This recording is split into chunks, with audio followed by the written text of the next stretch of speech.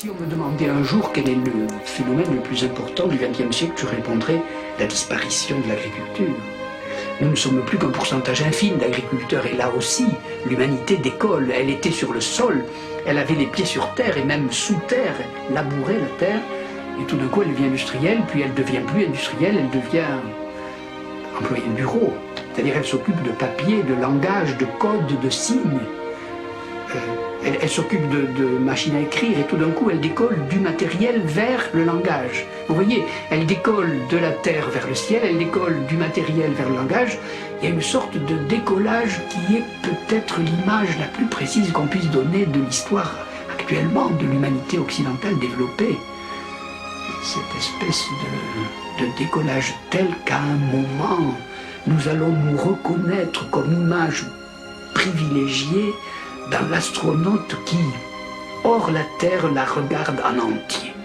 Et probablement là, il y a une date extraordinaire, c'est la première fois qu'on a une photographie de la Terre, bien après la Seconde Guerre mondiale, mais aussi le moment où l'astronaute flottant hors sa propre fusée peut regarder notre mère, la Terre, comme un objet global, comme un objet qu'il peut mettre en dehors de lui. En général, la Terre, on est dedans. Non, on est dessus. On vit comme notre entourage. La Terre ne bouge pas pour l'homme. Elle est le sol sur lequel on repose, la maison dans laquelle on habite, l'utérus dans lequel on est. La Terre est notre mère. Et donc, on ne peut pas en sortir. Il n'y a que les savants qui disent que la Terre bouge autour du Soleil. Mais dans la vie ordinaire ou dans la vie courante, pour nous, la Terre est cette stabilité, non seulement qui est indéracinable sous nos pieds, mais à l'intérieur de laquelle on habite. Eh bien, l'aventure la plus extraordinaire de ce dernier temps a été, je crois, que l'humanité en entier a quitté la Terre, c'est-à-dire a décollé d'elle, est sortie d'elle, comme si elle avait été accouchée par elle, et tout d'un coup, elle la voit en entier devant elle comme si c'était un objet. C'était notre maison et maintenant c'est un objet. C'était, oui, notre mère et maintenant c'est un objet. Et c'est même peut-être plus qu'un objet, c'est devenu presque notre fille. Comme si elle était en danger à cause de nos entreprises. Vous voyez, comme si elle était d'abord notre mère et ensuite notre... Vous voyez ce décollage extraordinaire dont la montée des observatoires du niveau zéro de la mer vers les montagnes n'est qu'un petit segment. Je crois là qu'il y a un grand mouvement qu'on peut décrire et raconter et qui est peut-être le seul roman réel, le seul grand récit, le seul grand conte, le seul grand mythe moderne qu'on puisse réellement raconter à nos enfants. Si vous prenez une sonde et que vous enfoncez votre sonde dans mon corps, derrière mes circonvolutions cérébrales, qui sont à peu près celles d'Homo sapiens, qui ont tant de centaines de milliers d'années, il y a des circonvolutions plus profondes qu'on appelait autrefois le cerveau reptilien, et ces circonvolutions-là correspondent à une évolution qui a dû avoir lieu il y a quelques millions d'années. Si vous enfoncez la sonde plus profonde, vous allez taper sur l'os. Qu'est-ce que c'est cette partie solide? Ah oui, c'est l'explosion du Cambrien. À l'explosion du Cambrien, les vivants mous ont constitué à l'intérieur d'eux des parties dures. Et mes parties dures datent à peu près de cette époque. Mais si vous enfoncez encore jusqu'au niveau cellulaire, vous allez vous apercevoir que je porte des ADN, des ARN, qui eux sont nés il y a 3,8 milliards d'années. Et si vous enfoncez encore plus dans la molécule, vous allez tomber sur 4 atomes principaux de la vie, c'est-à-dire le carbone, l'hydrogène, l'oxygène, l'azote, qui ont été cuits dans la fournaise des galaxies il y a des milliards d'années. Quel âge j'ai? Je dois probablement avoir l'âge de l'univers.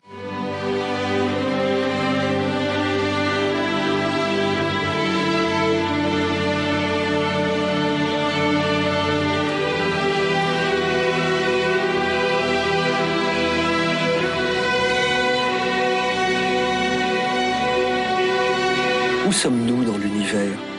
Nous sommes ici, d'abord sur Terre, au milieu de l'océan Pacifique, sur une montagne, 4200 mètres d'altitude, le Mauna Kea, un volcan éteint, et tous ces télescopes sont des sentinelles avancées de l'humanité pour regarder les profondeurs de l'univers. Tout près de nous, la Terre dans le système solaire, en orbite autour du Soleil, avec ses 7 autres planètes compagnes, de Mercure à Neptune. Et cette petite étoile qu'est le Soleil, au milieu de notre galaxie, ou plus exactement un peu sur le bord, avec quelques milliards d'autres étoiles qui forment cette immense galette aplatie qu'on appelle la Voie lactée, la galaxie que nous voyons la nuit ici à Mauna Kea et partout sur Terre. Et puis cette galaxie elle-même, l'une des composantes d'un amas de galaxies, le nôtre, lui-même l'un parmi des milliers d'autres amas de galaxies, sorte de rassemblement local de galaxies qui peuplent l'univers.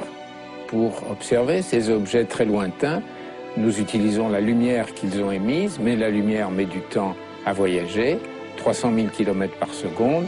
Ça va représenter pour les objets les plus lointains que nous soyons capables d'observer avec ces instruments, près de 13 milliards d'années de voyage de la lumière. Ce que nous voyons très loin, c'est aussi ce qui a existé il y a très longtemps. C'est-à-dire ce qui n'existe plus. C'est la réflexion sur ce problème qui a conduit Einstein à concevoir la relativité.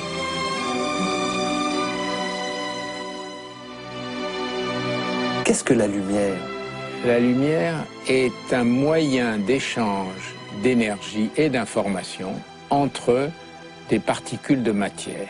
Quand un électron, par exemple, s'agite dans un atome, il va émettre de la lumière en proportion de son mouvement d'agitation. Et cette lumière, une fois émise, cette énergie, une fois libérée par ce petit atome d'hydrogène, mettons, va cheminer dans le vide de l'espace. Bien voilà, le tout premier temps, les temps les plus anciens de l'univers, on peut les comparer à une immense soupe dans laquelle il y a ces particules élémentaires qui s'agitent, qui se baladent à gauche et à droite.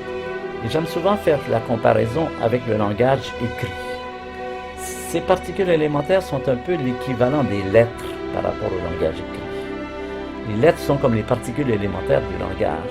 Vous prenez des lettres, vous en faites des mots. Vous prenez des mots, vous en faites des phrases, vous en faites des paragraphes, vous en faites des chapitres, des livres, des collections, des bibliothèques. Tout notre savoir humain, il y a différents alphabets, mais la racine est toujours, le truc est toujours le même. Vous prenez des lettres, vous en faites des mots, et les mots ont une propriété que n'ont pas les lettres, c'est le sens du mot. Vous avez ce qu'on appelle une propriété émergente. Le sens du mot est une propriété émergente de l'association de ces lettres. Dans cette façon précise, c'est conventionnel, c'est historique, mais n'importe. Et puis ensuite, je reprends ces mots et je rejoue le même jeu. Je les associe et j'en fais une phrase. À nouveau, propriété émergente. J'en fais des paragraphes. Mais ce mode de construction de tous les langages humains, on s'aperçoit que la nature l'utilise. La nature, je ne sais pas qui c'est la nature, hein, je dis la nature entre guillemets. La nature l'utilise depuis les tout premiers temps de l'univers. On peut dire, en paraphrasant Lacan, la nature est structurée comme un langage. Elle a exactement le même mode de formation des structures. Vous prenez des atomes, par exemple, que vous allez considérer comme des lettres, l'hydrogène et l'oxygène, vous mettez 2 hydrogènes et un oxygène, vous faites de l'eau. L'eau est un mot par rapport aux atomes qui sont comme les lettres. L'eau a des propriétés, que nous connaissons tous, qui ne sont pas présentes dans les différents atomes, mais qui émergent, qui sont des propriétés émergentes de l'association des atomes dans un ordre précis. De sorte qu'on peut dire, encore une fois, la nature est structurée comme un langage. C'est ce que racontent les différentes sciences. La physique, si on peut dire que chaque chapitre de la science vous raconte un peu de cette histoire. Eh bien, on peut se représenter l'univers des temps les plus anciens comme une immense torride et dense et lumineuse soupe aux lettres, c'est-à-dire purée. Purée, c'est mieux que soupe, parce que soupe, il y a déjà des grumeaux. Mais là, c'est une vraie purée bien homogène de particules élémentaires, électrons, photons, quarks, neutrinos, tout ça. Et ces particules-là, les tout premiers temps de l'univers sont caractérisés par le fait que ces particules sont complètement dissociées. Exactement comme les lettres dans ma soupe aux lettres. Et la comparaison avec aujourd'hui, c'est que ces structures, ces lettres sont maintenant associées. Et pour prendre un exemple qui résume assez bien la situation, je vais considérer votre corps à vous, et le corps de chacun d'entre nous, et les tout premiers temps de l'univers. Notre corps est fait, en dernière analyse, de deux particules, deux variétés de particules, des électrons et des quarks. Une fois, les quarks sont les constituants des protons et des neutrons, donc tous les noyaux d'atomes. Et pour faire un être humain, ça prend beaucoup de quarks et d'électrons. Pour vous donner une idée, c'est à peu près 100 milliards de milliards de milliards.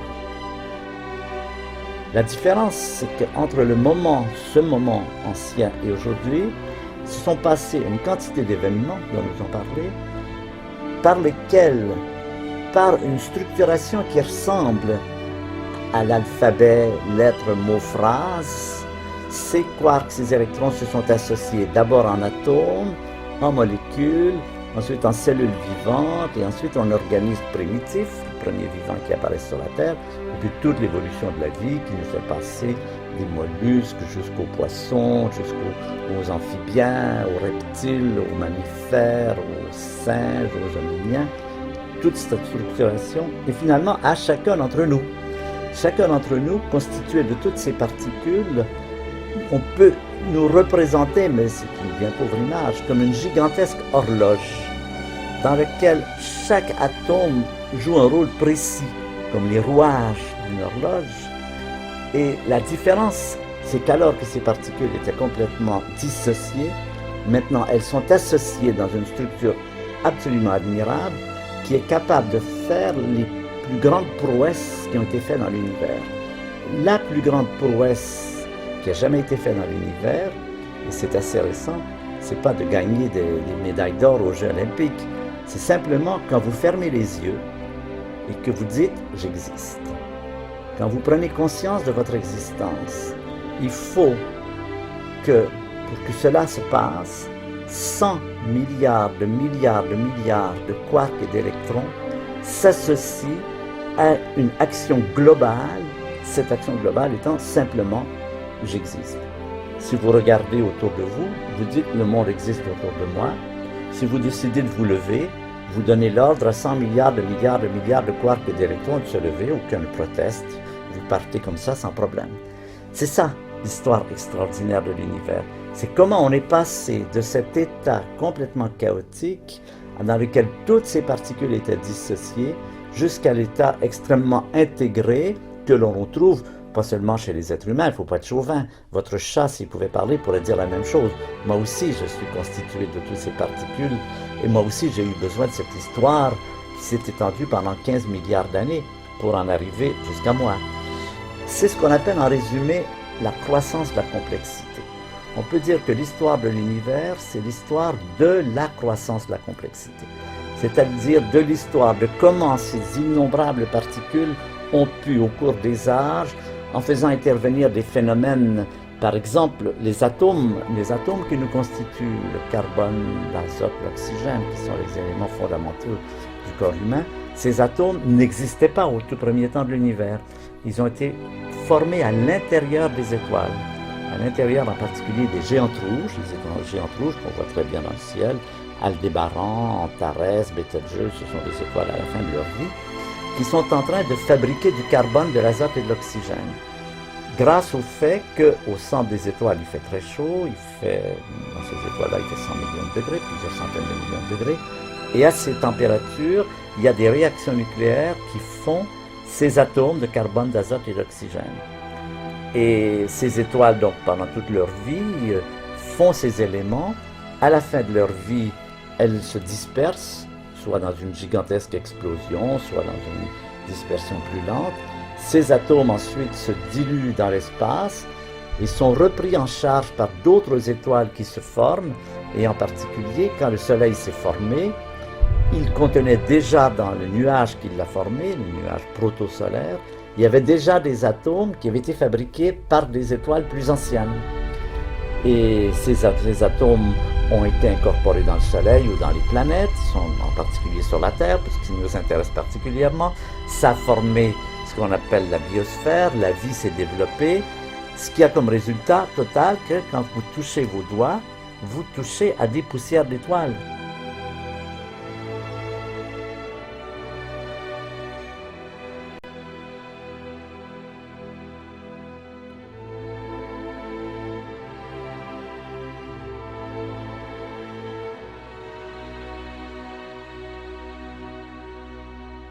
On ne peut comprendre ce que c'est que la philosophie, c'est-à-dire à quel point. C'est pas du tout des choses abstraites, la philosophie. C'est pas plus, encore une fois, pas plus qu'un tableau ou qu'une œuvre musicale. C'est absolument pas abstrait. Et ça, on ne peut le comprendre que par l'histoire de la philosophie. À condition de la concevoir, il me semble, si j'ose dire, à condition de la concevoir comme il faut. Parce que qu'est-ce que c'est? Il y a une chose qui me semble certaine, c'est qu'un philosophe, c'est pas quelqu'un qui contemple, et c'est même pas quelqu'un qui réfléchit. Un philosophe, c'est quelqu'un qui crée. Simplement, il crée un genre de choses, tout à fait spécial. Il crée des concepts. Les concepts, ça n'existe pas tout fait, ça se promène pas dans le ciel, c'est pas des étoiles. On les contemple pas, il faut les créer, il faut les fabriquer. Alors il y aurait 1000 questions, déjà à ce moment-là, on est déjà comme perdu parce qu'il y a tellement de questions qui se posent. À quoi ça sert? Pourquoi créer des concepts? Qu'est-ce que c'est que ça, un concept? Mais on laisse tomber, hein? Pour le moment, on laisse tomber. Mais en philosophie, je dis, il y a les deux à la fois. La création d'un concept, et la création d'un concept se fait toujours en fonction d'un problème. Si on n'a pas trouvé le problème, on ne comprend pas la philosophie, elle reste abstraite. Je prends un autre exemple. Alors, les gens, généralement, ils ne voient pas quel problème ça répond. Ils ne voient pas les problèmes, parce que les problèmes sont un peu cachés, un peu dits, un peu cachés, et faire de l'histoire de la philosophie, c'est restaurer ces problèmes. Et du coup, découvrir la nouveauté des concepts. Je vois au XVIIe siècle, la plupart des grands philosophes, quel est leur souci négatif? Leur souci négatif, c'est empêcher l'erreur. Il s'agit de conjurer les dangers de l'erreur. Éviter que l'esprit se trompe. Comment éviter l'erreur? Et puis il y a un très lent glissement. Et au XVIIIe siècle, commence à naître un problème différent. Ça pourrait paraître le même, et en fait, c'est pas du tout le même. C'est dénoncer non plus l'erreur, mais dénoncer les illusions. L'idée que l'esprit tombe et même entouré d'illusions, bien plus qu'il en produit lui-même. Et en fait, le problème qui commence à naître est entièrement nouveau. Alors, on peut dire là aussi, il y a des raisons sociales. Mais il y a aussi une histoire secrète de la pensée qui serait passionnante à faire. La question n'est plus comment éviter de tomber dans l'erreur, mais comment arriver à dissiper les illusions dont l'esprit s'entoure. Et puis au XIXe siècle, je fais exprès de dire des choses tellement simples, tellement rudimentaires au XIXe siècle. Qu'est-ce qui se passe? Comme si ça glissait, là, et même ça éclate pas complètement, mais c'est de plus en plus. Comment éviter l'illusion? Non. C'est plus que l'esprit. C'est que les hommes, en tant que créatures spirituelles, ne cessent pas de dire des bêtises. Comment conjurer la bêtise? Bien, mais il y a autre chose de plus profond dans ces évolutions, dans cette espèce d'histoire des problèmes que la pensée affronte. Et chaque fois qu'on pose un problème, il y a de nouveaux concepts qui apparaissent. Si bien que, si on comprend la philosophie de cette manière, création de concepts, constitution de problèmes, les problèmes étant plus ou moins cachés, hein, donc il faut les redécouvrir, tout ça, on s'aperçoit que la philosophie n'a strictement rien à voir avec le vrai et le faux. Elle n'a rien à voir avec le vrai et le faux, c'est pas chercher la vérité. La philosophie, ça veut strictement rien dire, chercher la vérité. Et s'il s'agit de créer des concepts, qu'est-ce que ça veut dire? Un concept, il est... Et constituer un problème, c'est pas une affaire de vérité ou de fausseté, c'est une affaire de sens. Un problème, bon, il faut qu'il ait un sens. Il y a des problèmes qui n'ont pas de sens, vous voyez. Il y a des problèmes qui ont un sens. Faire de la philosophie, c'est constituer des problèmes qui ont un sens et créer les concepts qui nous font avancer dans la compréhension et la solution du problème. Je veux dire, pourquoi est-ce que la philosophie ne s'arrête pas? Pourquoi elle ne s'arrête pas, par exemple? Pourquoi il y a encore de la philosophie aujourd'hui? Parce qu'il y a lieu de créer toujours des concepts. Tant qu'il y aura besoin de créer des concepts, il y aura de la philosophie, puisque c'est ça sa définition. Et que les concepts ne nous attendent pas tout. Il faut les créer. Alors, et on les crée en fonction de problèmes. Les problèmes évoluent. À mon avis, il n'y a pas de cas où il n'y ait pas, parmi les grands philosophes, un ou plusieurs grands philosophes qui aient quelque chose à nous dire sur les problèmes transformés d'aujourd'hui. Qu'est-ce que c'est l'évolution des problèmes? Mais il y a quelque chose de plus profond. C'est très mystérieux et puis on n'aurait pas le temps. Mais je croîtrais à une espèce de devenir de la pensée, d'évolution de la pensée qui fait que on pose pas, non seulement on pose pas les mêmes problèmes, mais on les pose pas de la même façon. Un problème peut être posé de plusieurs façons successives et qui a un appel urgent, comme un grand courant d'air, qui fait appel à la nécessité toujours de créer, de recréer de nouveaux concepts. Il y a une histoire de la pensée qui se réduit pas à l'influence sociologique ou à l'influence.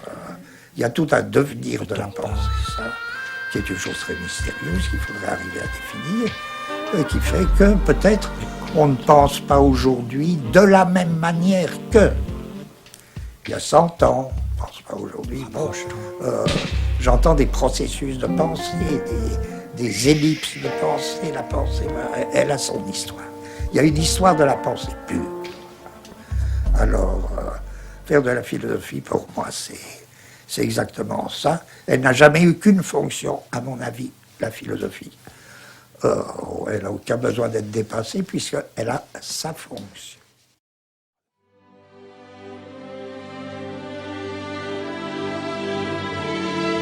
Il y a autant de galaxies dans l'univers visible qu'il y a d'étoiles dans notre galaxie, c'est-à-dire entre 10 et 100 milliards. On sait que dans notre propre galaxie, il y a à peu près 3 étoiles massives par siècle qui s'effondrent, qui voient leur cœur s'effondrer. Ça s'appelle des explosions de supernova qui peuvent devenir un trou noir. Un effondrement sur 1000 fait des sursauts de lumière tellement intenses qu'on peut les voir n'importe où dans l'univers, même aux confins de l'univers. Ce sont les événements les plus violents de l'univers après le Big Bang. Actuellement, il y a en orbite un satellite qui a détecté le sursaut le plus lointain jamais vu. Il s'est produit alors que l'univers avait 600 millions d'années. Il en a 13 milliards et demi. Ça veut donc dire que la lumière s'est propagée pendant plus de 10 milliards d'années. Pensez bien qu'en se propageant dans l'univers, elle est quand même passée à travers des choses. Elle a traversé peut-être des zones où il y a du gaz primordial légué par le Big Bang. Donc on aura une chance de l'analyser. Elle s'est peut-être courbée au voisinage d'amas de galaxies. Donc vous aurez une analyse de la matière interstellaire qu'il y a dans ces galaxies. Ça, c'est inimaginable d'étudier la composition des galaxies qu'on ne voit même pas.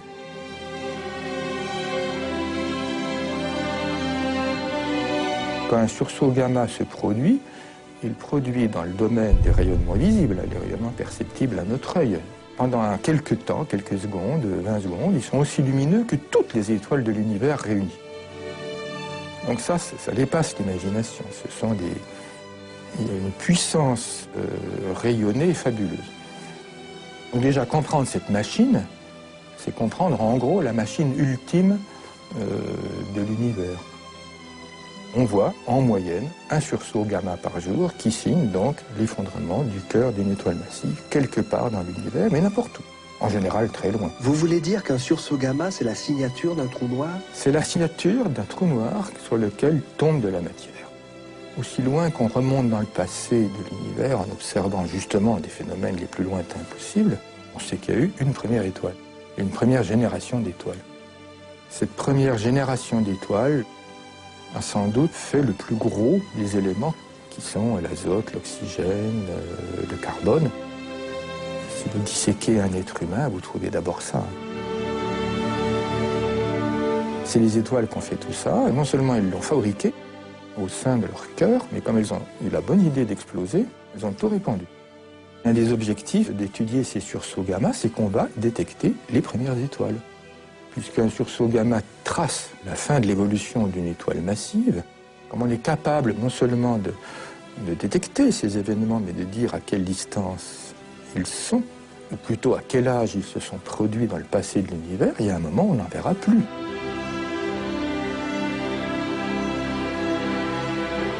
Avec les sursauts gamma, on verra le début de cette aventure. On verra le début du moment où l'univers s'est enfin décidé à fabriquer les éléments à partir duquel se sont formées les autres étoiles, et à partir duquel se sont formées les planètes qui sont autour, et à partir duquel se sont formés les gens qui sont dessus. Donc, c'est le début de l'histoire.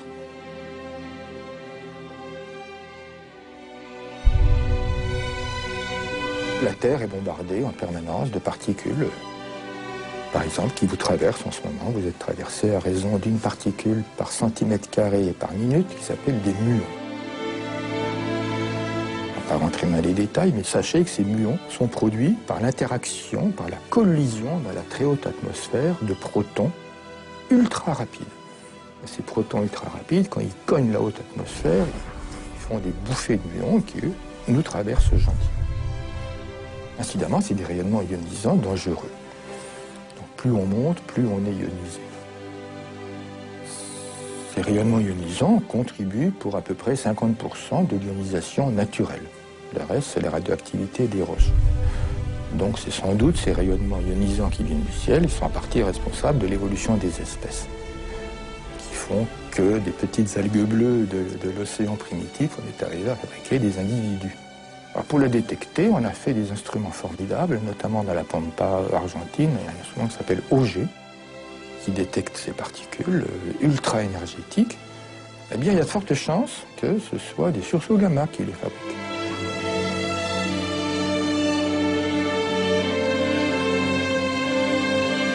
Ici, dans la Pampa argentine, vous observez des rayons cosmiques.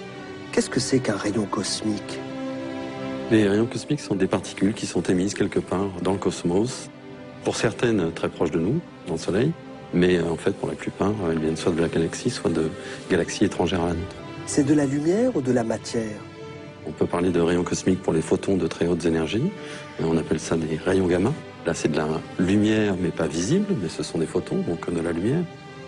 Mais beaucoup des rayons cosmiques sont des particules chargées, donc là, c'est de la matière, et non pas de la lumière, et donc des protons, des électrons, des muons produits dans l'atmosphère, et puis des noyaux, du carbone, de l'oxygène, et puis du fer.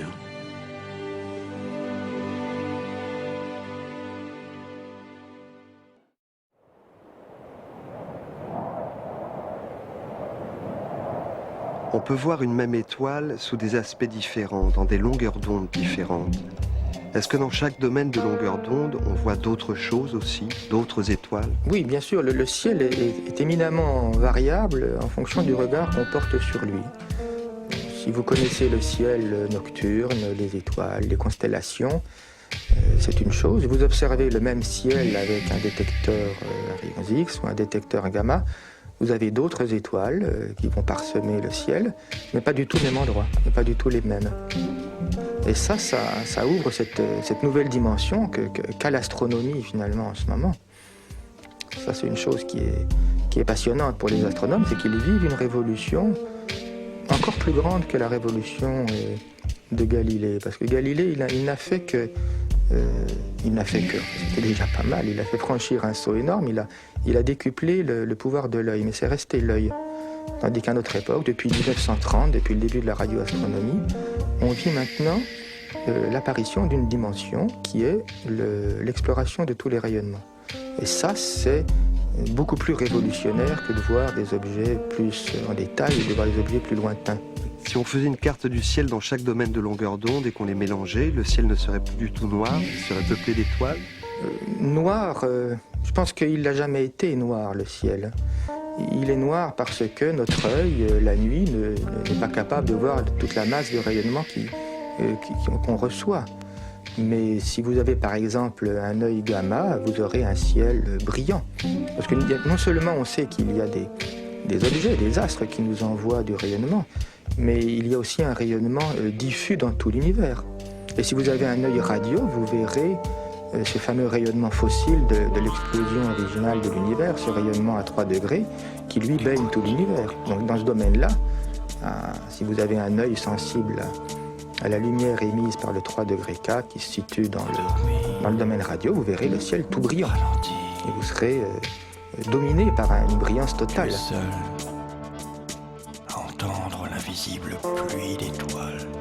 Un philosophe qui s'appelle Leibniz, qui fait et qui invente un concept extraordinaire, assez extraordinaire, auquel il donnera le nom de monade. Il choisit un mot technique, compliqué, monade, il appelle ça.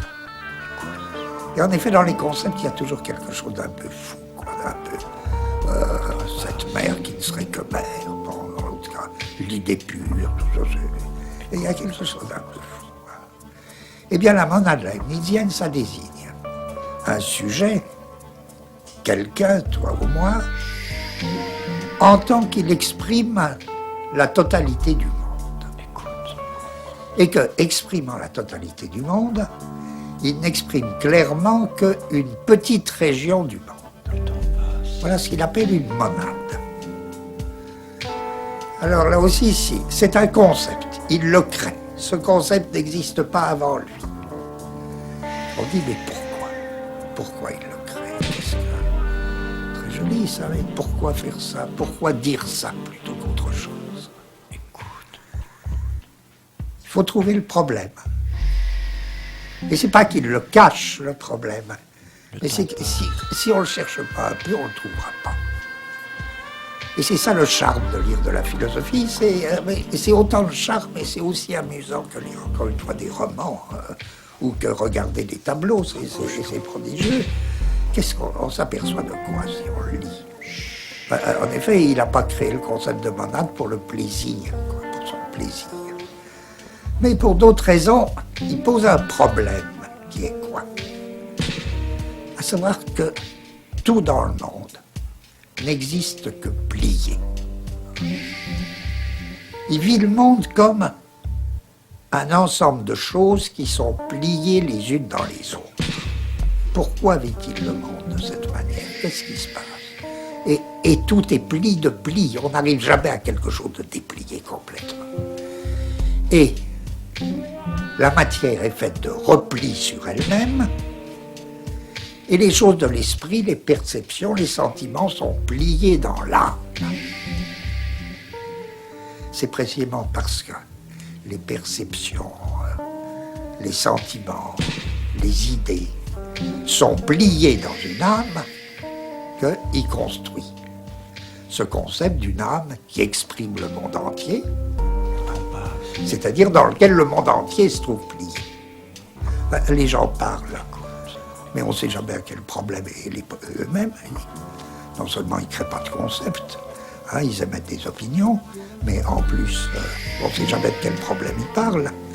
Je veux dire, on sait à la rigueur des questions, mais si je dis « est-ce que Dieu existe ?» c'est pas un problème, est-ce que Dieu existe? J'ai pas dit le problème. Où il est le problème? Est-ce que Dieu, pourquoi est-ce que je pose cette question-là? Quel est le problème qui est derrière ça? Alors les gens, ils veulent bien poser la question. Ah, est-ce que je crois en Dieu ou est-ce que je crois pas en Dieu? Mais tout le monde s'en fout qui croit en Dieu ou qui croit pas en Dieu. Ce qui compte, c'est pourquoi ils disent ça, c'est-à-dire à quel problème ça répond. Et quel concept ils vont fabriquer, quel concept de Dieu ils vont fabriquer. Si tu n'as pas ni concept ni problème, tu restes dans la bêtise, c'est tout. Mais c'est dire à quel point la philosophie est amusante. L'histoire de la philosophie, puisque c'est ça faire de l'histoire de la philosophie. Retrouver, c'est pas tellement différent de ce que tu as à faire quand tu te trouves devant un grand tableau, devant une œuvre musicale. Ça.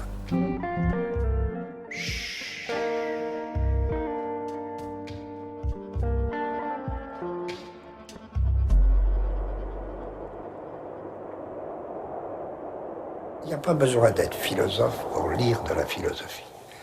C'est-à-dire que la philosophie est susceptible, bien plus, pas seulement susceptible, qu'elle a besoin de deux lectures à la fois. Il y a absolument nécessaire une lecture non philosophique de la philosophie. Sinon, il n'y aurait pas de beauté dans la philosophie. C'est-à-dire que des non-spécialistes ne change rien, lisent de la philosophie. Et que la lecture non philosophique de la philosophie ne manque de rien. Elle a sa suffisance. Il n'y a aucun besoin de comprendre.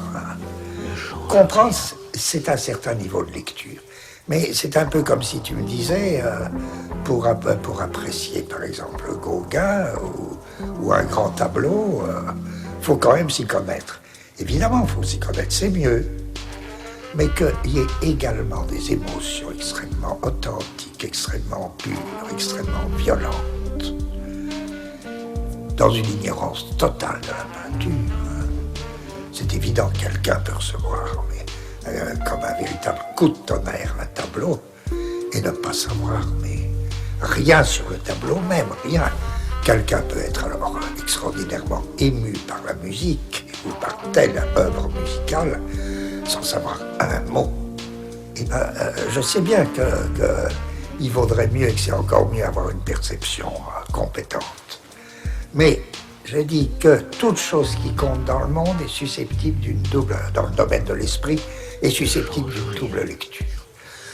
À condition que la double lecture, c'est pas quelque chose qu'on fait au hasard en tant qu'autodidacte. C'est quelque chose qu'on fait à partir de ces problèmes venus d'ailleurs. Je veux dire, c'est en tant que philosophe que j'ai une perception non musicale de la musique. Et qu'elle est peut-être pour moi extraordinairement émouvante. De même, c'est en tant que musicien, en tant que peintre, ou en tant que ceci, cela, quelqu'un peut avoir une lecture non philosophique de la philosophie. L'exemple typique pour moi, c'est encore une fois Spinoza. Avoir Spinoza en livre de poche, et puis le lire comme ça, et ben, à mon avis, on a autant d'émotions qu'à une grande œuvre musicale. Et d'une certaine manière, la question n'est pas comprendre.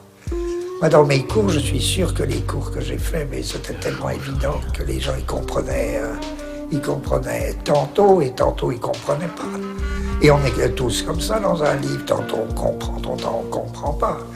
Ce qui fait que d'une certaine manière, on est toujours à la pointe de son ignorance, quoi. Et c'est bien là qu'il faut s'installer. Il faut bien s'installer à la pointe de son savoir ou à la pointe de son ignorance, c'est la même chose, pour avoir quelque chose à dire. Mais je parle de cette frontière même qui sépare un savoir d'un non-savoir. C'est là, je veux dire, c'est là qu'il faut s'installer pour avoir quelque chose à dire. Alors, pour la science, pour moi, c'est pareil. Et la confirmation que j'y vois, moi, c'est que j'ai toujours eu avec les savants des rapports épatants. Moi, ils m'ont jamais pris pour un savant, ils ne pensent pas que je comprends grand-chose, mais ils me disent ça marche. Tu veux, parce que je suis sensible aux échos, je ne sais pas comment appeler ça. Bon, il peut y avoir rencontre entre un concept philosophique, une notion scientifique et un percept esthétique. Eh bien, parfait. Je dis, en science, moi je crois, j'en sais juste assez pour évaluer les rencontres. pour que tout soit différent. Les astronomes vont sous la Terre ou sous les mers pour observer le ciel, pour observer des neutrinos. Pourquoi? Les astronomes vont sous la Terre ou sous les mers pour observer le ciel, pour observer des neutrinos. Pourquoi sous la Terre? Qu'est-ce que c'est un neutrino? Les neutrinos, ce sont aussi des particules en une forme de rayonnement. Et on a tout lieu de penser que l'univers est rempli d'un rayonnement de type neutrino. Un faisceau de neutrinos qui traverse la Terre, seuls quelques neutrinos vont interagir. Et donc, pour capturer quelques-uns de ces neutrinos, l'idée est d'utiliser toute la Terre comme détecteur. Vous dites capturer des neutrinos. Comment ça, capturer? Qu'est-ce que ça veut dire capturer? Ça veut dire que le neutrino va interagir avec la matière pour former ce qu'on appelle des muons, qu'on va détecter dans la mer. Alors pourquoi dans la mer? C'est pour s'affranchir de l'ensemble des rayons cosmiques. Il y a plein de muons dans les rayons cosmiques. Et donc ces détecteurs sous-marins sont dans l'eau pour se protéger, comme on avait dit. Et le télescope Antares, qui est au large de Toulon, observe les neutrinos qui nous arrivent du ciel de l'hémisphère sud. Qu'est-ce que c'est qu'une onde gravitationnelle? C'est un petit peu comme quand vous lancez un caillou dans l'eau, il y a des rides qui vont se former. Alors ça va pas être à la surface de l'eau, ça va être des rides qui vont déformer l'espace-temps et vont se propager dans tout l'univers. C'est ça qu'on étudie avec les ondes gravitationnelles qui n'ont jamais été observées directement. Le but ultime étant d'avoir des informations sur ce qui s'est passé juste après le Big Bang, où il y a eu aussi production d'ondes gravitationnelles primordiales, et où là, on pourrait remonter vraiment à des époques, non pas 400 000 ans après le Big Bang, comme on le fait avec les photons, mais vraiment juste après le Big Bang, là au moment où ces ondes gravitationnelles primordiales ont été produites. Mais comment sont-elles produites? On pense que lorsqu'on a un phénomène très massif dans l'univers qui est avec un effondrement d'étoiles, ou bien une explosion, ou bien la coalescence de deux étoiles qui vont former un trou noir, la violence du phénomène est telle qu'elle fait une distorsion de l'espace-temps. C'est-à-dire qu'on a une onde qui va se propager dans tout l'espace-temps.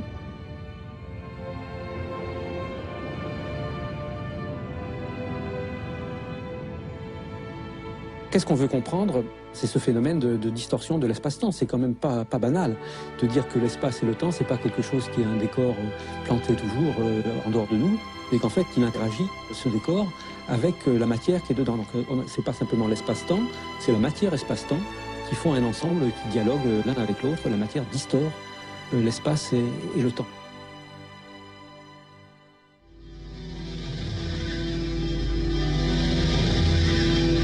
Qu'est-ce qu'un rapport et de quel type sont les rapports entre singularités?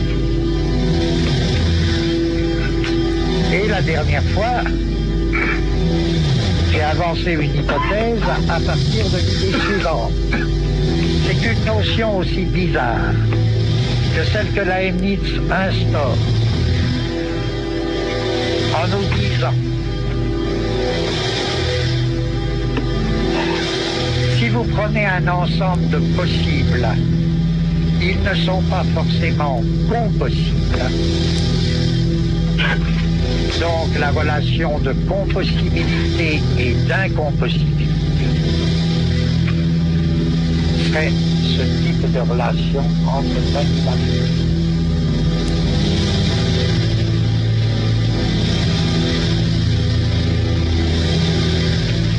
Adam non pécheur est incompossible avec le monde où Adam a péché. Encore une fois, c'est ça qui m'importe, comprenez bien. Adam non pécheur est contradictoire avec Adam pécheur, mais n'est pas contradictoire avec le monde où Adam a péché. Simplement, entre le monde où Adam a péché et le monde où Adam ne pêche pas, il y a incompossibilité.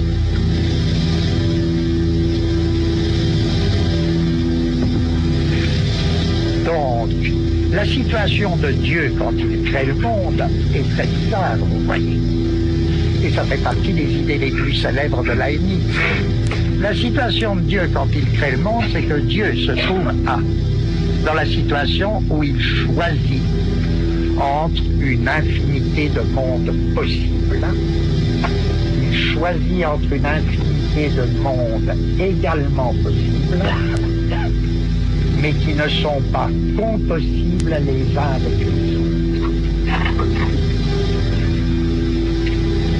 Dans l'entendement de Dieu, il y a une infinité de mondes possibles, et Dieu va choisir parmi ces mondes possibles, qui ne sont pas compossibles les uns avec les autres, il va choisir l'un d'entre eux. Lequel? Heureusement, on n'a pas encore à s'occuper de cette question, mais c'est facile à deviner la réponse de Leibniz. Il va choisir le meilleur. Le meilleur.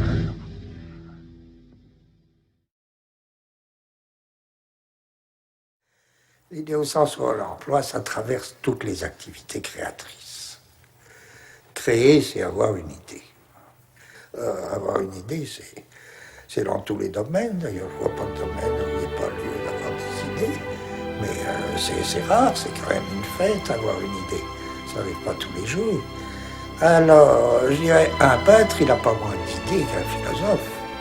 Simplement, c'est pas le même genre d'idée. Il faudrait demander comme ça si on réfléchit sur les différentes activités de l'homme,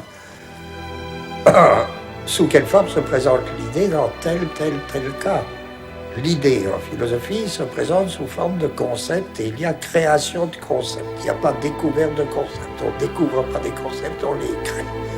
Il y a autant de création dans une philosophie que dans un tableau, que dans une œuvre musicale. Je dirais, moi, qu'il faut presque distinguer trois dimensions, trois choses, si fort qu'elles se mélangent tout le temps. Il faudrait parler de... Et ça, je m'en suis encore, c'est mon travail futur là que j'explique. C'est vraiment ce que je voudrais faire. Maintenant, m'occuper de ça, essayer de voir clair là-dedans. Il y a des concepts, les concepts qui sont vraiment l'invention de la philosophie, et puis il y a ce qu'on pourrait appeler les percepts. Ça, c'est le domaine de l'art, les percepts. Les percepts, alors qu'est-ce que c'est les percepts? Je crois qu'un artiste, c'est quelqu'un qui crée des percepts. Alors pourquoi employer un mot bizarre, percept, plutôt que perception? Ben justement, c'est que les percepts, c'est pas des perceptions. Qu'est-ce qu'il veut un homme de lettres, un écrivain, un romancier?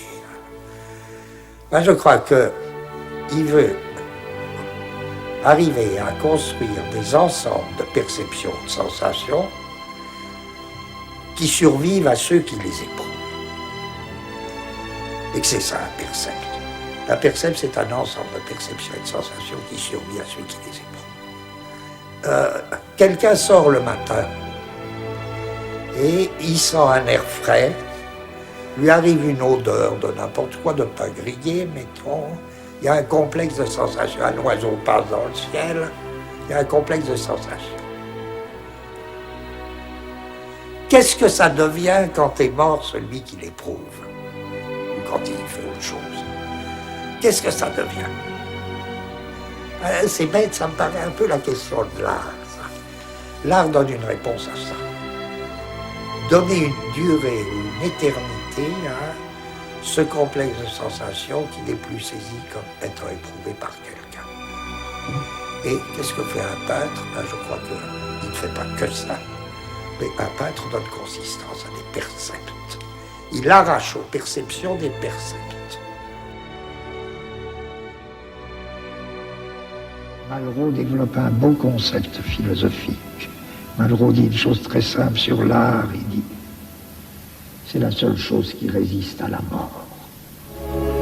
Réfléchissez, oui, qu'est-ce qui résiste à la mort? Ben oui, sans doute. Il suffit de voir une statuette de 3000 ans avant notre ère pour trouver que la réponse de Malraux est plutôt une bonne réponse. Mais on pourrait dire, alors, moins bien, mais du point de vue qui nous occupe, ben oui, l'art, c'est ce qui résiste. C'est ce qui résiste. Et c'est peut-être, non pas la seule chose qui résiste, mais c'est ce qui résiste. D'où le rapport si étroit entre l'acte de résistance et l'art, et l'œuvre d'art.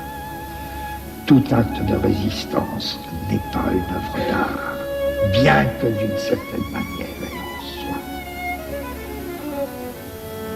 Toute œuvre d'art n'est pas un acte de résistance, et pourtant d'une certaine manière, elle l'est. On peut dire un concept philosophique à la lettre, ben ça, d'une certaine façon, ça fend le crâne, parce que c'est une habitude de penser qui est nouvelle. Les gens n'ont pas l'habitude de penser comme ça. Oh, ça fend les crânes. Ben, un percept, ça tord, d'une certaine manière, ça tord les nerfs.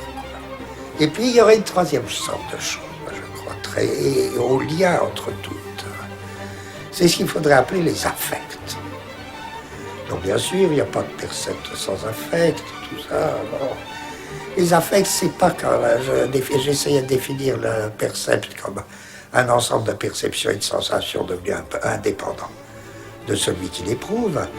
Là, pour moi, les affects, c'est des devenirs. C'est des devenirs qui débordent celui qui passe par eux,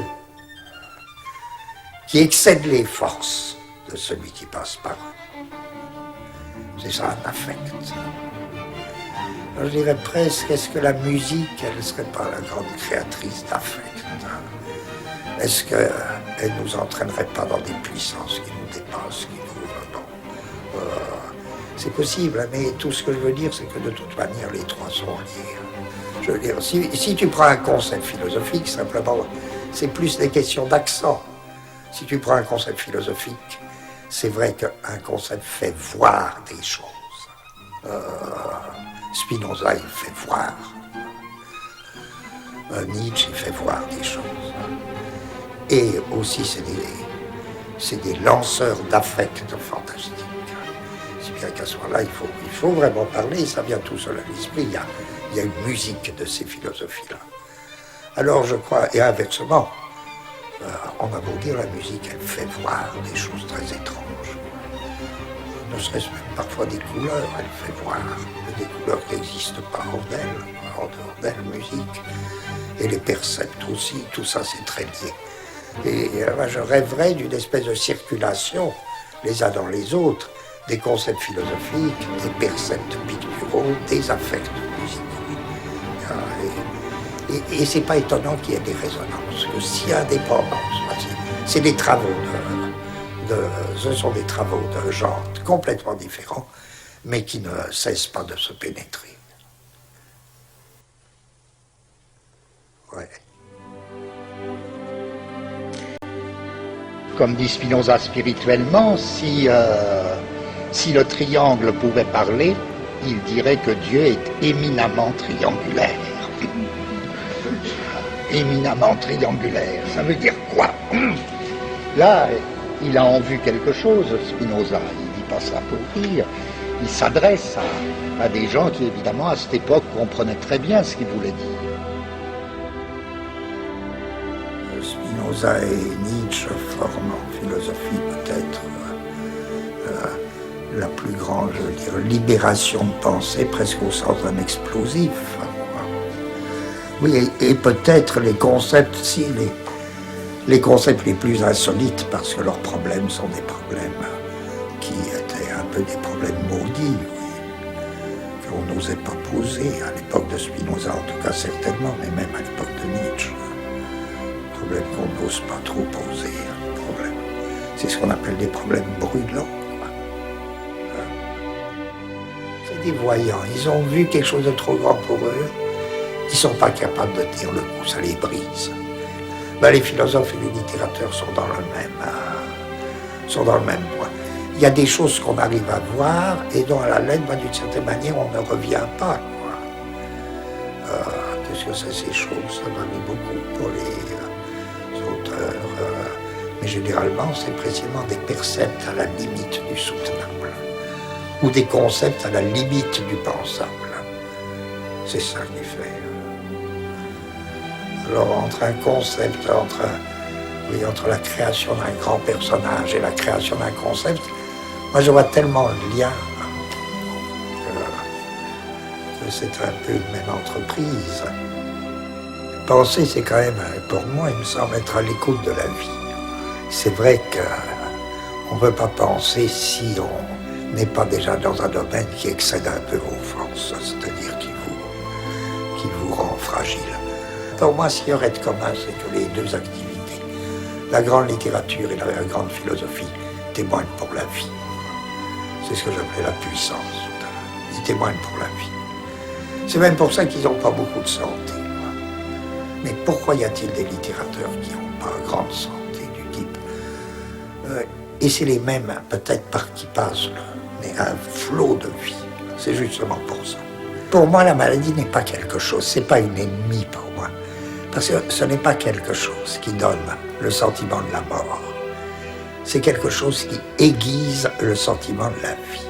C'est traversé par elle. Ça aiguise ça donne une vision de la vie, la maladie. La vie dans toute sa puissance, dans toute sa beauté.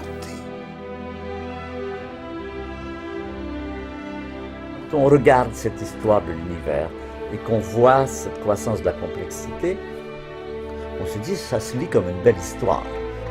Et on se pose la question, est-ce que ça correspond à un projet? Est-ce que tout ça était planifié? Est-ce que c'est quelque chose qui était voulu, donner le sens que vous voulez? Et on se retrouve à se poser une question métaphysique dans le fond. Et d'ailleurs, c'est une question métaphysique que les êtres humains n'ont pas attendu les astrophysiciens pour se poser.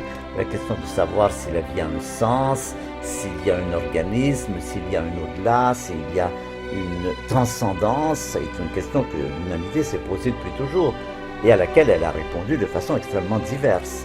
Il n'y a qu'à voir les centaines de formes religieuses, d'histoires de Bible, d'histoires saintes qu'on raconte un peu partout dans le monde. Chaque civilisation, pratiquement les plus petites ou les plus grandes, a ce qu'on peut appeler son histoire sainte qui lui permet de donner un sens à sa vie. Alors qu'est-ce que ça veut dire qu'il y ait ces différences? Pour moi, ça veut dire une chose. D'une part, c'est qu'aucune religion n'a le monopole de la vérité. D'autre part, que chacune de ces façons de voir le monde, que ce soit le bouddhisme, les Indes, le Japon, le shintoïsme, l'islam, le christianisme, chacune atteint une sorte de facette différente de quelque chose qui nous dépasse et qui nous dépassera toujours infiniment. Quand les gens me demandent si je suis croyant, je leur dis toujours d'abord la réponse à la question, aux questions, est-ce que Dieu existe, est-ce que la vie a un sens, est-ce qu'il y a quelque chose après la mort, ces questions ne peuvent être que personnelles. Et les réponses ne peuvent être que personnelles. Les réponses, chacun se les fabrique. La science ne peut pas répondre à ces questions. La science ne peut pas vous dire si Dieu existe ou s'il n'existe pas d'ailleurs. La science ne peut pas vous dire ce qui est bien et ce qui n'est pas bien. Elle peut vous dire comment, par exemple, faire des manipulations génétiques. Elle ne peut absolument pas vous dire si c'est une bonne idée d'en faire ou pas en faire. Ça, c'est pas dans son registre. Cette question est fondamentale, mais ça, c'est un domaine tout à fait à part. La morale, la religion, la génétique disent les valeurs. Qu'est-ce qui est bon, qu'est-ce qui n'est pas bon, qu'est-ce qu'il faut faire, qu'est-ce qu'il ne faut pas faire. Chacun le décide, dans quelle société voulons-nous vivre. La science ne peut rien dire à ce sujet, sinon donner des renseignements. La science, elle vous dit comment ça marche. Eh bien, c'est très important pour quelqu'un qui veut prendre un jugement de savoir comment ça marche. La question de savoir qu'est-ce qu'il y a derrière tout cela, c'est une question dont la seule réponse valable pour la personne qui la pose, c'est sa réponse à elle. Moi, personnellement, je n'ai pas vraiment de réponse. Quand je vais au concert et que j'entends un quatuor de Schubert et que je me dis, cela pourrait-il être le fait du pur hasard, ça ne colle pas. Il y a quelque chose qui est démesuré là. Mais alors je me dis, si ce n'est pas le pur hasard, c'est quoi? Eh bien, je ne sais pas, justement. Ma question, c'est quoi si ce n'est pas le pur hasard?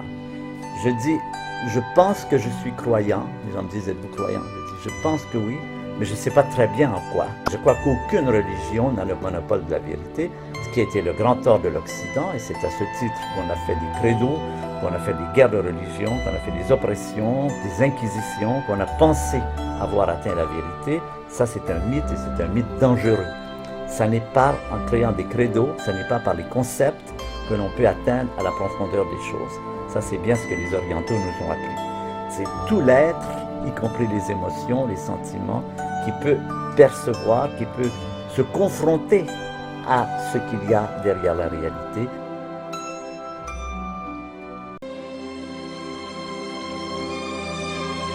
On voit des choses maintenant extraordinaires qu'on n'aurait jamais pensé il y a 10 ans. On a vu une réaccélération de l'univers. Il y a eu le Big Bang, il y a eu la structuration de l'univers, formation des galaxies qui s'éloignent les unes des autres. Cette expansion a tendance à se ralentir avec le temps. Et on s'est aperçu qu'au bout de quelques milliards d'années, les galaxies se sont mises à s'éloigner les unes des autres plus rapidement qu'avant. Et ça, on ne sait absolument pas pourquoi. Donc on invoque une énergie noire. Quand on ne sait pas quelque chose, on dit c'est noir, c'est sombre. On sent qu'on est à un moment charnière où il y a quelque chose qui ne marche pas dans la physique. C'est pas normal que 95% de l'univers soit fait d'énergie noire, de matière noire, c'est-à-dire de choses qu'on ne sait absolument pas. Il n'y a que 5% qui sont la matière visible, la matière qu'on connaît. On ne sait pas, mais on va essayer d'en savoir plus. On fait des grands accélérateurs, le LHC, on va peut-être créer de la matière noire dans ces accélérateurs. On voudrait voir des choses qui nous disent « Ah ben votre théorie, elle n'est pas bonne ». C'est ça qui est important. C'est pas vérifier la théorie, c'est la mettre en défaut. Parce qu'on pense qu'il faut vraiment que la théorie soit en défaut quelque part pour expliquer ce qu'on voit dans l'univers, matière noire, énergie noire. Le LHT pourra, c'est pas sûr.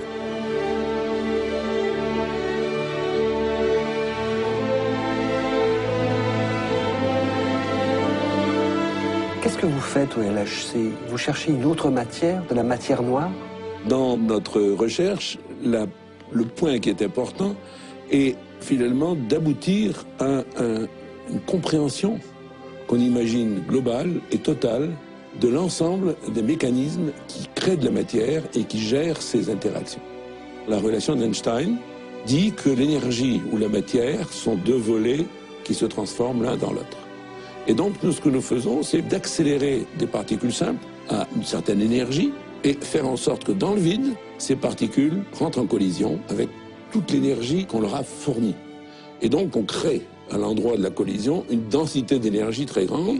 Lors de cette création d'une densité d'énergie, nous retrouvons ce qui s'est passé au niveau du Big Bang ou tout de suite après, c'est-à-dire une grande densité d'énergie qui peut créer de la matière, de telle manière à créer des particules de masse de plus en plus grande qu'on a besoin d'identifier pour justifier la matière noire dont nous parlions. Le satellite Herschel va observer la formation des étoiles. Vous travaillez sur le satellite Planck. Vous allez faire une image des premiers instants de l'univers, une image de la toute première lumière. It's a picture in a very special light that we call the cosmic microwave background. It's a light that was emitted by the universe when it was very, very young.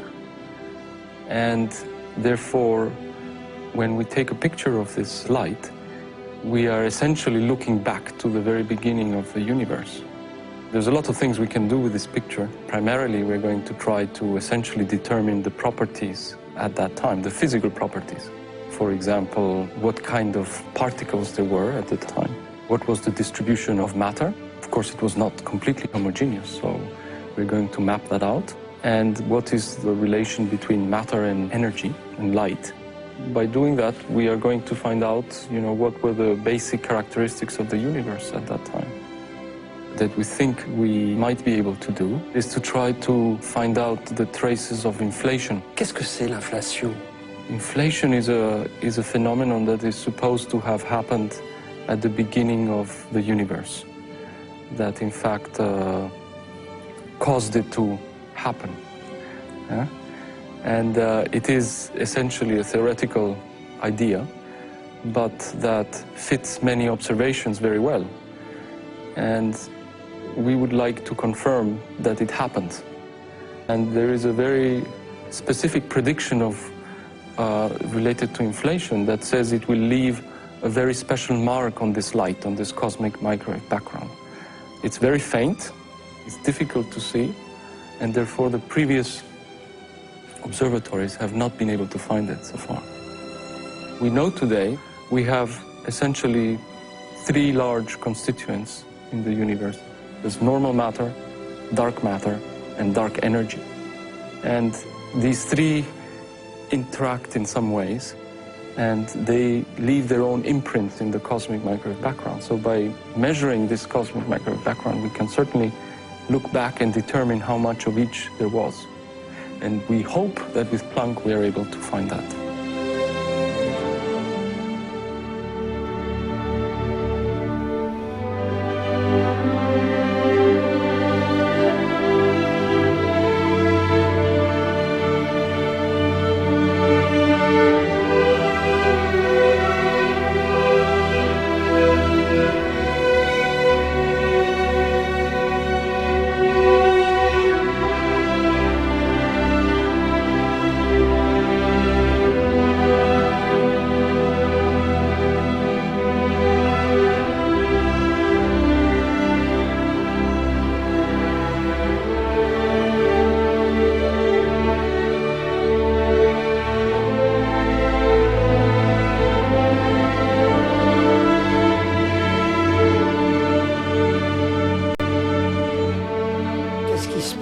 De quelqu'un quand il a une idée. Je préfère quand il a une idée, parce que quand il n'a pas d'idée, ça se passe un peu comme dans un billard électrique. Mais qu'est-ce qui se passe? Comment ça communique à l'intérieur de la tête? ou bien dans la tête d'un idiot, je veux dire. C'est la même chose aussi, quelqu'un qui a une idée ou un idiot. De toute manière, il ne procède pas par chemin préformé, par association toute faite. Et bien, qu'est-ce qui se passe là si on savait? J'ai l'impression qu'on comprendrait tout. Deux extrémités nerveuses dans le cerveau peuvent très bien se mettre en contact. C'est même ça qu'on appelle des processus électriques dans les synapses. Et puis il y a d'autres cas, beaucoup plus complexes peut-être, où c'est discontinu et où il y a une faille à sauter.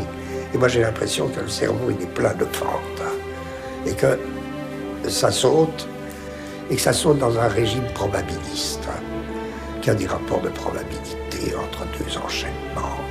Mais qu'est-ce qui me fait penser à quelque chose? Tu diras, on peut toujours dire que c'est une vieille question, il n'invente rien, c'est l'association des idées. Alors il faudrait presque se demander, lorsque par exemple un concept est donné, ou un tableau, une œuvre d'art contemplée, regardée, il faudrait presque essayer de faire la carte cérébrale, à ça correspond. Quelles seraient les communications continues, les communications discontinues d'un point à un autre. Quelque chose qui m'a beaucoup frappé, c'est une histoire, tu sais, que les physiciens, dont les physiciens se servent beaucoup, sous le nom de la transformation du boulanger. Tu prends comme un carré de pétrin, puis tu les tires en rectangle, et puis tu rabats, tu fais un rétirage, etc., etc. Tu fais tes transformations. Et à la limite de X transformations, deux points tout à fait contigus, forcément seront amenés à être au contraire, très très distants.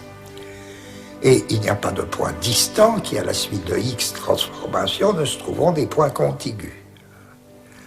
Je me dis, lorsque l'on cherche quelque chose dans sa tête, est-ce qu'il n'y a pas des brassages de ce type? Est-ce qu'il n'y a pas des trucs où deux points qui, au moment, à tel moment, dans tel état de mon idée, il y a deux points, je ne vois pas comment les rapprocher, les faire communiquer. Et puis au bout de cette transformation, les voilà qui sont l'un à côté de l'autre. Tout ça. Je dirais presque un concept entre un concept ou une œuvre d'art, c'est-à-dire entre un produit de l'esprit et un mécanisme cérébral. Il y a des ressemblances qui sont tellement très très émouvantes que moi j'ai le sentiment qu'à la question comment pense-t-on, qu'est-ce que signifie penser, la question est à la fois de pensée et de cerveau absolument mêlés. La pharmacie, son action possible sur le cerveau et les structures cérébrales qu'on pourrait trouver au niveau moléculaire dans des cas de schizophrénie, tout ça m'intéresse. Un avenir plus certain que la psychiatrie spiritualiste, oui. Alors, qu'est-ce qui se passe en effet dans le zen? Le zen, c'est l'inverse du nez, qui lui aussi est un zigzag. Voilà. C'est le mouvement, la mouche, qu'est-ce que c'est que ça? C'est peut-être le mouvement élémentaire, c'est peut-être le mouvement qui a présidé à la création du monde. Alors, ça signifie quoi? Pour moi, voilà, quand j'invoque le zigzag, c'est que c'est ce qu'on disait tout à l'heure sur pas d'universaux, mais des ensembles de singularités. La question, c'est comment mettre en rapport des singularités disparates. Alors, mettre en rapport, ou des potentiels, si on parle comme en termes de physique, on peut imaginer un chaos plein de potentiels. Comment mettre en rapport des potentiels? Alors, je ne sais plus dans quelle discipline vaguement scientifique, on a un terme là qui m'avait tellement plu que j'en ai tiré parti dans un livre.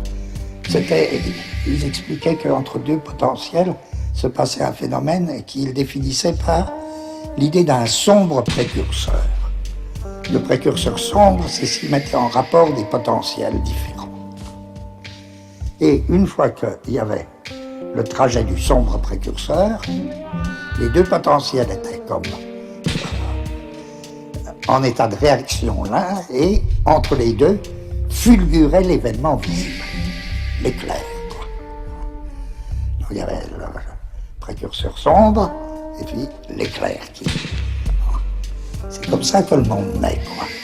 Il y a toujours un précurseur sombre que personne ne voit, et puis l'éclair qui illumine, et c'est ça le monde, quoi. Ou ça devrait être ça la pensée, ça devrait être ça la philosophie. C'est ça le grand zen. Voilà. Et c'est ça aussi la sagesse du zen. Le sage, c'est le précurseur sombre, et puis le coup de bâton, puisque le maître zen passe son temps à distribuer le coup de bâton. Le coup de bâton, c'est l'éclair là, qui fait voir les choses. Tu es seul à entendre l'invisible pluie d'étoiles.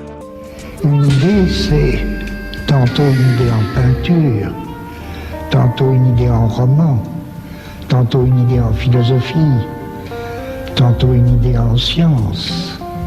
Et c'est évidemment pas le même qui peut avoir tout ça.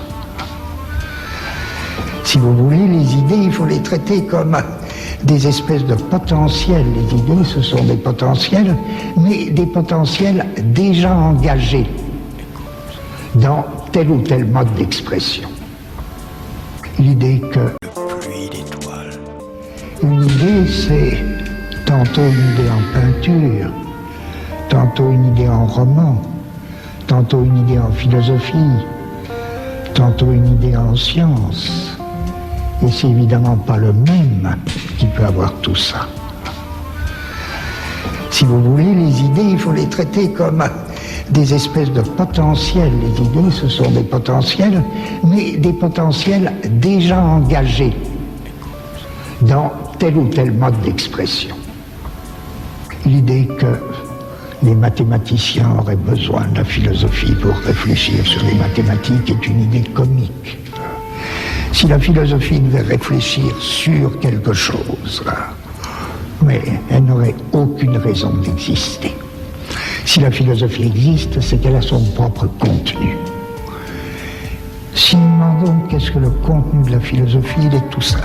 C'est que la philosophie est une discipline aussi créatrice, aussi inventive que toute autre discipline.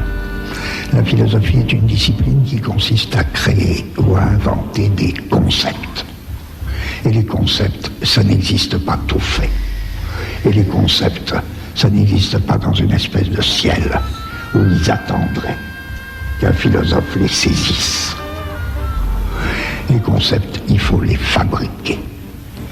Si n'importe qui peut parler à n'importe qui, si un cinéaste peut parler à un homme de science, si un homme de science peut avoir quelque chose à dire à un philosophe et inversement, c'est dans la mesure où, et en fonction de leur activité créatrice à chacun. Non pas qu'il y ait lieu de parler de la création c'est plutôt quelque chose de très solitaire et de... Non pas qu'il y ait lieu de parler de la création, mais c'est au nom de ma création que j'ai quelque chose à dire à quelqu'un. Et si j'alignais alors toutes ces disciplines qui se définissent par leur activité créatrice, si je les alignais, je dirais bien qu'il y a une limite qui leur est commune. Et la limite qui est commune à toutes ces séries, d'inventions, invention de fonctions, invention de blocs, des mouvements, invention de concepts, etc. La série qui est commune à tout ça, hein, où la limite de tout ça, c'est quoi? C'est l'espace-temps. Si bien que si toutes les disciplines communiquent, toutes les disciplines communiquent ensemble, c'est au niveau de ce qui ne se dégage jamais pour soi-même, mais qui est comme engagé dans toute discipline créatrice, à savoir la constitution des espaces-temps.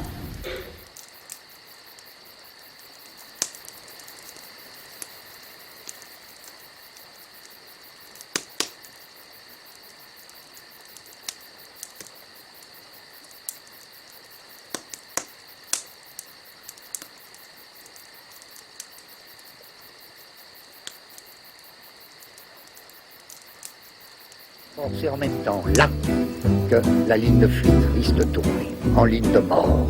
Et puis le type qui parle, il a presque l'air de croire à ce qu'il dit. Alors c'est rigolo. rigolo. Il est très sympathique, très sympathique. Il n'est pas clair, il n'est pas toujours clair. Ça.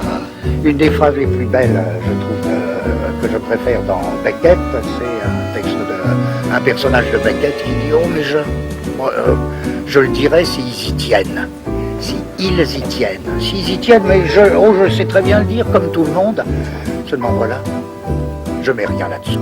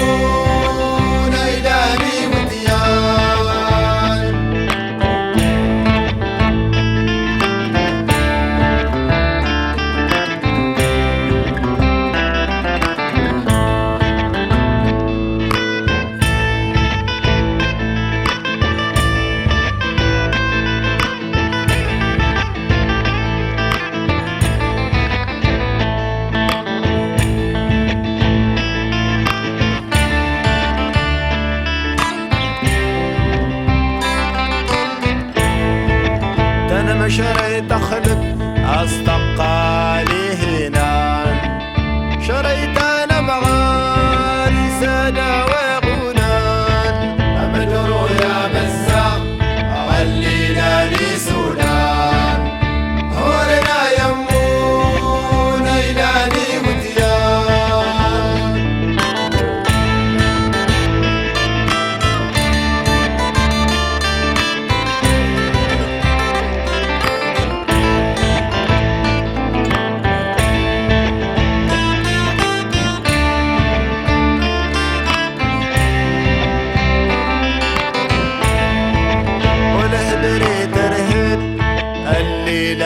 سلمان هو بدي صدوايتي بيزي درشان أمدرو يا مزاق أغلينا لي سولان هورنا يمون إلاني متيان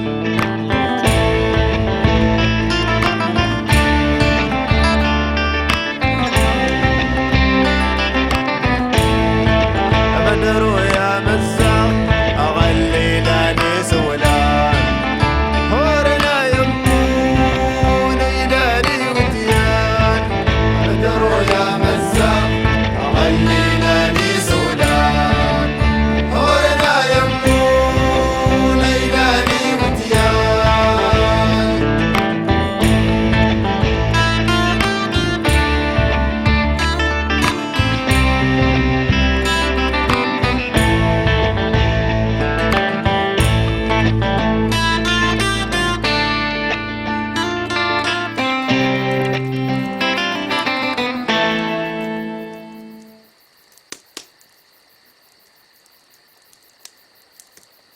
Eh bien voilà, je suis profondément heureux de votre très grande gentillesse à m'avoir écouté et je vous remercie beaucoup.